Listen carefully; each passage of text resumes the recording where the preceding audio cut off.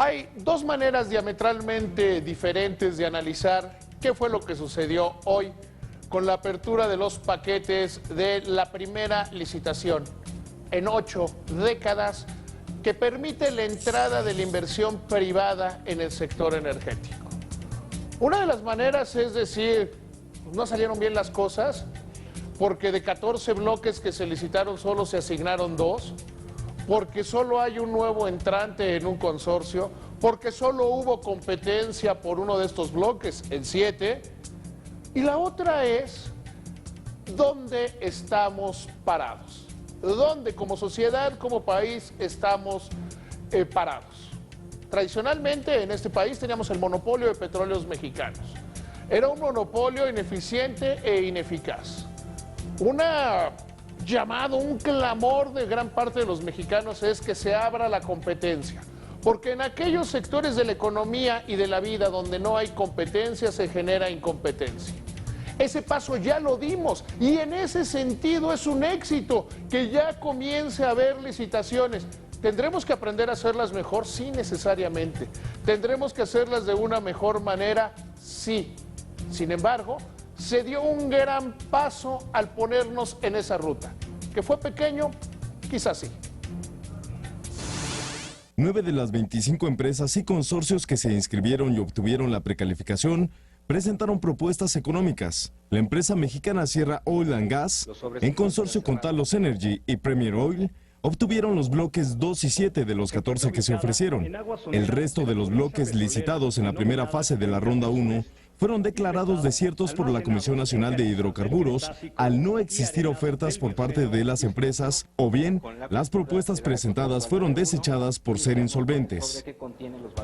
A pesar de que era hasta las 6 de la tarde en que iba a durar este evento, hacia eso de las 3 de la tarde, Juan Carlos Cepeda, el presidente de la Comisión Nacional de Hidrocarburos, el encargado de llevar adelante este proyecto, salió a dar una conferencia de prensa, en la cual dijo que finalmente no era lo que se esperaba. Reconoció lo evidente, que no se había llegado a la meta, que no se había logrado en la cantidad de entrantes que se esperaban. E hizo un análisis apretado y pequeño. Las condiciones del mercado petrolero. Nunca hay condiciones óptimas para una apertura. Es fácil entender que muchas empresas retrajeron sus inversiones ante la caída de los precios del petróleo. Sin embargo, eso no lo podía saber el legislador y no podía ser un motivo para que se detuvieran estas rondas de licitación. También que quizás se deben revisar los precios de referencia que fijó la Secretaría de Hacienda, que dicho sea de paso, es la autoridad encargada de fijar los precios de referencia, no ninguna otra. Y también entender qué se puede hacer diferente. Adelanta que para la próxima, el siguiente paquete, que será presentado a finales de septiembre, no habrá cambios fundamentales, pero se entenderá de una mucho mejor manera cuál es el proceso. La Comisión Nacional de Hidrocarburos señaló que la presentación de las propuestas económicas por parte de las empresas para la adjudicación de los 14 bloques de la ronda 1 no fue lo que esperaban. Juan Carlos Cepeda señaló que se quedaron por debajo del objetivo de asignar por lo menos el 30% de los bloques, ya que solo se asignaron 2 de las 14 áreas contractuales. Asimismo, el presidente de la comisión destacó que será el 17 de julio cuando emitan el fallo definitivo. Este arranque de la ronda 1 no tuvo el impulso que esperábamos, nos quedamos por abajo de la meta del 30%, se colocó el 14% de los bloques. Y mire, hay que entender de qué estamos hablando. Si hubiéramos una licitación de un mercado maduro, como podría ser en su momento la privatización de bancos, que ahí también hubo errores, o la privatización de algo donde es fácil tener los precios de referencia, pues entonces podríamos ser mucho más duros con el proceso. En cierto sentido es similar a lo que pasó con la licitación de 2 cadenas de televisión abierta a cargo del Instituto Federal de Telecomunicaciones. Hay muy pocas referencias. ¿Cómo una empresa privada va a saber qué se necesita para entrar al sector petrolero mexicano? Tenemos prácticamente 80 años sin que haya dinero privado directamente en la exploración y explotación de campos petroleros. Es decir, no sabemos cómo hacerlo, no tenemos esa cultura. También tenemos que entender en estas expectativas el momento que vive el mercado petrolero, que no había que detener, insisto, no había que detener la licitación porque nunca existen las condiciones óptimas. Sí, quedó abajo de las expectativas, fue un paso más corto del que se esperaba. Sin embargo, es un pequeño paso en el sentido correcto y de ahí que deberíamos estar contentos.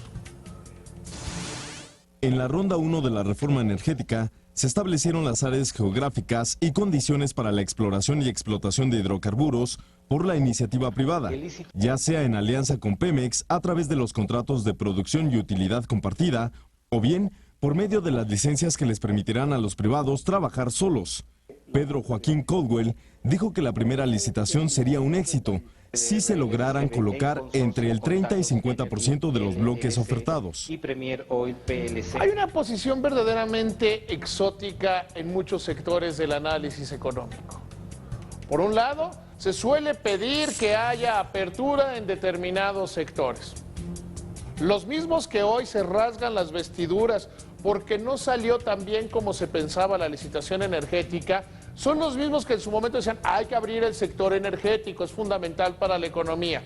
Y lo mismo sucede en el de las telecomunicaciones.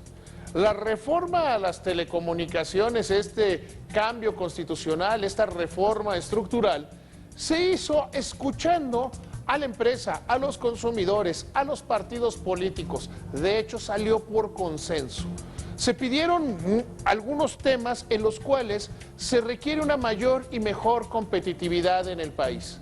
Sin embargo, los mismos que decían, no, hay que entrar a temas como licitar cadenas de televisión abierta, generar mayor competencia en la telefonía fija y móvil, que haya un mayor acceso a internet, que haya mayor red compartida, ahora son los mismos que dicen, pues es que no hay tantos, es que despiertan menos interés. A lo mejor el análisis serio debería pasar, o por lo menos iniciar y terminar, en entender que el mundo no es como lo imaginamos, simple y sencillamente es lo que hay. De las 37 empresas que mostraron interés en la licitación de la red compartida para brindar servicios de banda ancha, solo a 5 de ellas les interesa construir la red en los 700 MHz. A otros 3 les interesa ser proveedores.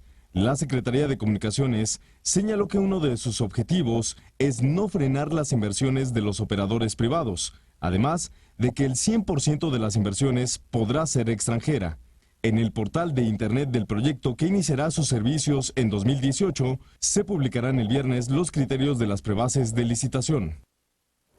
Hay muchos, pero créame, muchos momentos en los cuales debemos preguntarnos si las redes sociales son del todo confiables. Al final del día hay una gran cantidad de defraudadores, de ladrones, que las están utilizando aprovechándose de la confianza desmedida que tienen las personas en ellas para defraudar. Vemos tradicionalmente el correo supuestamente de un banco pidiéndole a una persona que le dé todas sus claves porque si no le va a bloquear las cuentas. Ahora que venía la declaración fiscal, supuestos correos del Servicio de Administración Tributaria, en los cuales también se les pedía información confidencial que terminan siendo maneras de robar.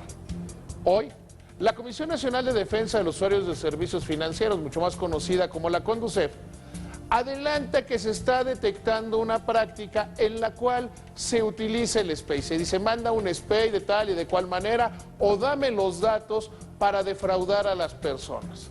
Las recomendaciones son muy sencillas y son de sentido común. El banco, el Servicio de Administración Tributaria y prácticamente ninguna institución financiera se va a poner en contacto con usted para pedirle información confidencial. De hecho, cuando le mandan a usted un correo, realmente su banco incluye su apellido, no le piden datos particulares. Y hay otro tema, revise la página, revise que esté bien, revise que sea la correcta y más allá, prefiera hacer los trámites, si tiene duda, por teléfono o presencialmente. La CONDUCEF emitió una alerta sobre una nueva modalidad de fraude a través del SPEI. Los delincuentes anuncian la venta de vehículos, entre otros artículos, a precios muy baratos, supuestamente de empresas conocidas, solicitando a los interesados el pago por medio de transferencias SPEI a una cuenta determinada a nombre de la empresa que aparece en el anuncio.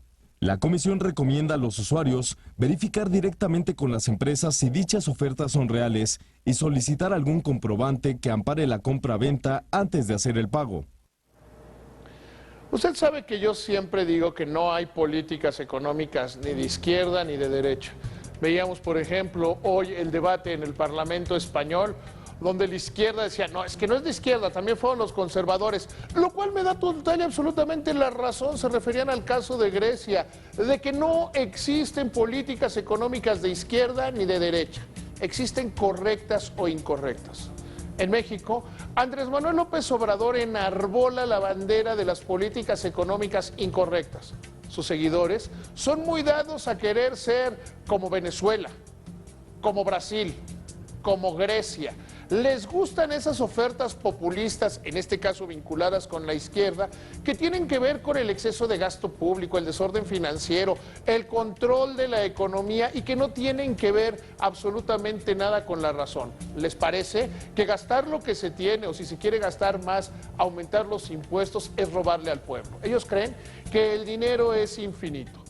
Y los resultados los vemos claramente. Vemos cómo Grecia no alcanza a salir de sus problemas. Vemos cómo países como Venezuela tienen una inflación cercana al 100%, mientras nosotros, los ortodoxos, los austeros, solo del 2.87%. El Fondo Monetario Internacional estimó que Venezuela alcanzará una tasa de inflación superior al 100% y se incrementará su recesión hasta el 7% este año, debido a sus insostenibles políticas macroeconómicas, aunado a la caída de los precios del petróleo.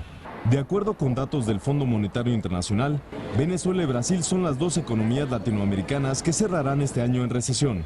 El instituto destacó que las autoridades venezolanas deben ajustar los importantes desequilibrios en sus políticas económicas. Fíjense que en materia económica siempre tenemos algo de qué preocuparnos.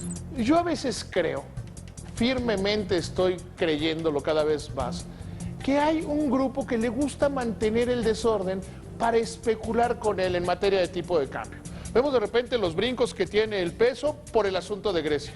Se resuelve de un modo u otro Grecia y otra vez nos acordamos de la crisis financiera que podría venir con la normalización de la política económica de los Estados Unidos. En realidad, no han tenido impacto, pero en el mercado cambiario hay quien sí se está quedando con mucho dinero intermediando los precios. Gracias, que le vaya muy bien. Te invitamos a seguir cuestionando la información con los siguientes videos.